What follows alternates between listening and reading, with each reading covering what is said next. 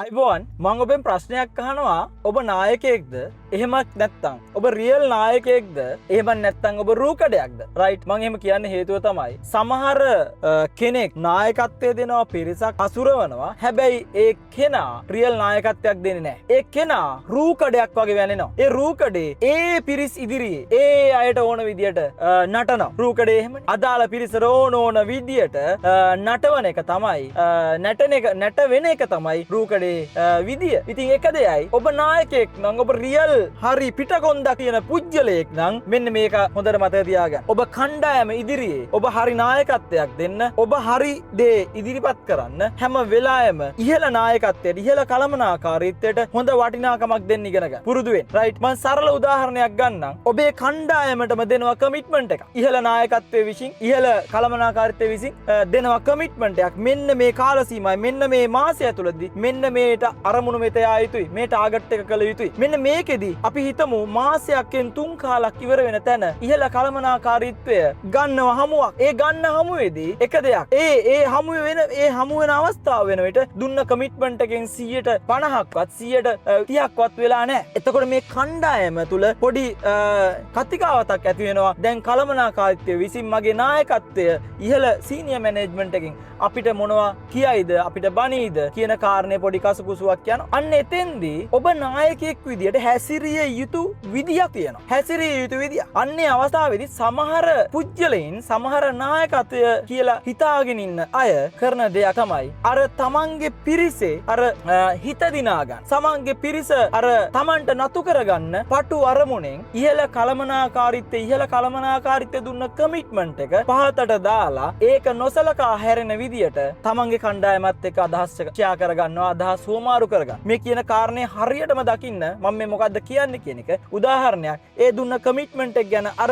පිරිස චකිතෙන් ඉන්න වෙලාවේ ඒ නායකයෙක්ගෙන් විය යුතු කාරණේ තමයි රයිට් ප්‍රශ්නයක් නැහැ. අපිට සති දෙක තුනක්ම මිස් වුණා. හැබැයි මේ මාසේ අවසන් වෙන තව දවස් සතියක් තියෙනවා. අපි මේ සතියේ බහැලා කරමු. හරි නායකයෙක් නම් යන්න ඕන මෙන්න මේ වචනේ විතරමයි. අපි මේක කළ යුතුයි. අපේ ඉහළ කළමනාකාරීත්වය නැත්නම් අපි ජෙනරල් මැනේජර් නැත්නම් සෝනල් මැනේජර් නැත්නම් රීජනල් මැනේජර් අපි සේල්ස් ෆීල්ඩ් එක ගැන කතා කරද්දී කළමනාකාරීත්වයට අපි දුන්න කමිට්මන්ට් එක අපි මොන ක්‍රමයෙන් හරි කරන්න ඕන. එහෙම නැත්නම් අපිට ලොකු ප්‍රශ්නයක් වෙනවා. අපි ඒක කළ යුතුයි. අපි එහෙම කරොත් විතරයි අපි ජයග්‍රහණය කරන්නේ. අපිටම තමයි හොඳ කියන එක හරි නිර්වුල්ව යට කණ්ඩායමට දීම තමයි නායකත්වය කියලා කියන්නේ. හැබැයි ඒකේ අනිත් පැත්ත වෙන අවස්ථා තියෙනවා. නෑ ඕවා දුන්නට අපි කොහොමද කරන්නේ? අපි වැඩ කරනවා. අපිටත් ඕන සේල්ස් තමයි. අපිටත් ඕන ටාගට් එක තමයි. ඒ මුනොත් විතරයි අපිටත් ඉන්කම් එකක් තියෙන්නේ. ඔයාලා බය වෙන්න එපා. මේමයි කියලා ඒ ඉන්න අයගේ හිත හදන්න කරනවා නම් ඒක නෙවෙයි කරන්න ඕන. එයා සක්සස් කරන්න නම් ඒක නෙවෙයි කරන්න ඕන. අර ඉහළින් දෙන කමිට්මන්ට් එක ඉතාමත් පහත් තත්ත්වයට දාලා අර ඉන්න ළඟ පිරිසට ඒ වෙලට හිත සනසනවා. ඒ වෙලේ හිත ගන්න try කරනවා. ඒ නිසා ඒ පිරිසට ආදරේ නම් කණ්ඩායමට ආදරේ නම් ඔබ කළ යුතු දේ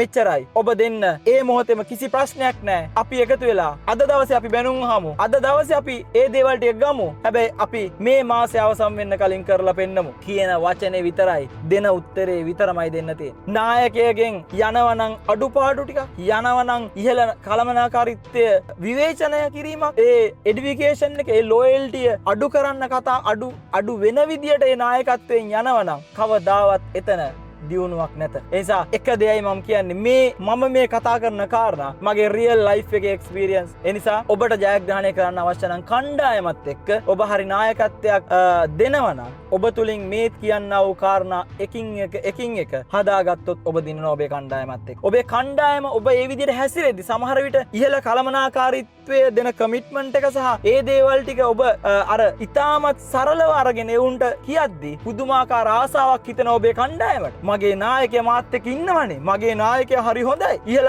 කළමනාකාරීත්වය පේන්න ගන්නවා අර ණයට අඳුකොළ වගේ. හැබැයි හොඳට මතක තියාගන්න. ඒ తాවකාලික සැනසුමක් විතරයි එන්නේ. තාවකාලික සතුටක් ඒ ටීම් එක ලබනවා. ඒ කණ්ඩායම ලබනවා. හැබැයි පහුකාලීනව තේරෙනවා මේක උනේ මා ලොකු වැරද්දක්. මෙහෙම ගයිඩ්ලයින් එකක් අපිට වැඩක් නැහැ කියන එක තේරෙනවා. රයිට්. ඒ නිසා අපි පුංචි කාලේදී යම්කිසි කුඩා දරුවෙක් තමන්ගේ පාසලෙන් මකන කෑල්ලක් ගෙනාවත් අන්සතු වෙන කෙනෙකුගේ තමන්ගේ නොවන දෙයක් ගෙනාවත් අපි ඒ වෙලෙම ඒක අරගෙන බාර දෙන්න කියලා කියනවා. ආයි නැවත මේක ටීචර් ගිහින් දෙන්න. ආයි ගේන්න එපා ගෙදර පැත්ත පළාතට තමන්ගේ නොවන දේවල්. දේවල් කියලා අපි එවෙලෙම දඬුවම් කරනවා. එවෙලේ අපි එහෙම කරේ නැත්තම්, අපි ඒකට වටිනාකමක් දුන්නේ නැත්තම්, රයිට්, අපි ඒ කියන කාරණේට අපි ඒක ගණන් ගත්තේ නැත්තම්, එයා ඒක පුරුදු වෙලා යන්නේ විනාශෙට. අපි අමාරුවෙන් ඉස්කෝලේ යවනවා, අමාරුවෙන් ඉගෙන ගන්න දේවල් කරනවා. හැබැයි ළමයින්ට දැනෙනවා ඒ වෙලාවේ මේ හරි හතුරුකමක් වගේ. හැබැයි දැනුම් තේරුම් එනකොට තේරෙනවා මගේ දෙමව්පියෝ බලෙන් හරි මේක කරපු එක මට ලොකු දෙයක්. හැබැයි සමහර දෙමව්පියෙක්, සමහර කෙනෙක් අර කරන සියලුම දේවල් ඇක්සෙප්ට් කරනවා. ඉස්කෝලේ යන්න බෑ, මට ඉගෙන ගන්න බෑ කියද්දි රයිට් කමන්නේ ඉන්න කියලා ඉන්න දෙනවා. හොරකම් කරගෙන අරන් එනකොට ඒ ඔක්කොම කමන්නේ කියලා බලන් ඉන්නවා. හැබැයි ඒ ළමයා ඒ කෙනා හරි සතුටු වෙනවා. අපේ අම්මා තාත්තා මම කියන හැම දෙයකටම ඕකේ වෙනවා. මට කිසි ප්‍රශ්නයක් නෑ. හරි හොඳයි කියලා හිතනවා. හැබැයි කාලය ගත වෙලා කාලයත් එක්ක තේරෙනවා මේ කරපු දේ මට හතරුකමක්. එදා දවසේ මට ඒක පැහැදිලි කරලා දුන්නා නම්, මට ඒක තේරුම් කරලා දුන්නා නම් මං කවදාවත් හොරෙක් වෙන්නේ නෑ. මං කවදාවත් නිකමෙක් වෙන්නේ නෑ කියලා ඒ කෙනා තේරුම් ගන්නවා. ඕක තමයි රියැලිටි එක. රයිට්. ඒ නිසා නායකත්වයේ දෙනවා නම් හරි විෂන් එකක යන්න, ඉහළ කළමනාකාරීත්වයේ දෙන කමිට්මන්ට් එක සහ ඒ විෂන් එක තුල ඔබ අනුගමනය කරන්න, ඒකට රෙස්පෙක්ට් කරන්න. තව මෙතනදිම වෙන කාරණයක් තියෙනවා. හොඳම කාරණේ මේක කණ්ඩායම ඉදිරි අර මං කිව්වේ පඹේක් වගේ හැසිරෙනවා. ඒ කියන්නේ ඒ කියන විදියට කණ්ඩායම කියන විදියට එයා නටනවා, එයා හැසිරෙනවා, එයා එකඟ වෙනවා. ඒ වගේම තමයි කණ්ඩායමත් එක්ක අර ඉහළ කළමනාකාරීත්වය ළඟට ගියාට පස්සෙත් ඉහළ කළමනාකාරීත්වයට ඕන විදියට 100% හැසිරෙනවා. එතකොට ඇත්තම කතාව එක පැත්තකින් යා ජෝක කෙනෙක් වෙලා කණ්ඩායම ඉදිරියේ කියන්නේ එකක්, නායකත්වයේ ඉදිරියේ කියන්නේ එකක්. අපි වැඩ කරා, අපි මහන්සි වෙනවා, මෙහෙමයි කියලා ෆුල් කමිට්මන්ට් එක දීලා කණ්ඩායම ඉදිරියේ ඉහළ කළමනාකාරීත්වය ඉදිරියේ කමිට් වෙලා එනවා.